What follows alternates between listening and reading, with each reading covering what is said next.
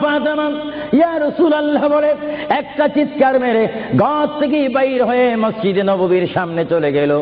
মা ফাতেমা সেখানে গিয়ে দেখে ইমাম হাসান হোসেন খেলাধুলা করতেছে। মা তার সন্তানকে ডাক দিচ্ছে, হাসাইন আর হুসাইন, তোমরা বুঝি এখানে তোমরা খেলাধুলা করতেছো? আমার বাবা বিশ্বনবী মুহাম্মদুর রাসূলুল্লাহ সাল্লাল্লাহু আলাইহি ওয়াসাল্লাম দুনিয়ার থেকে চলে যাচ্ছে। তোমাদের যদি কিছু চাওয়ার থাকে, পাওয়ার থাকে, তোমরা আমার বাবার কাছে চলে যাও। আল্লাহর হাবিবের নাতি ইমাম হাসান হোসেন ইয়া নবী বলে বলে, ইয়া রাসূল বলে বলে চিৎকার দিয়ে তারা আমার নবীর কাছে চলে আসলো। কিতাবের মধ্যে আসে দুনো ভাই আল্লাহর নবীকে জড়ায় ধরে বলে, নানা গো, ও নানা, আমাদের বাবা আলীর মতো গরিব সাহাবী দুনিয়ার মধ্যে নাই।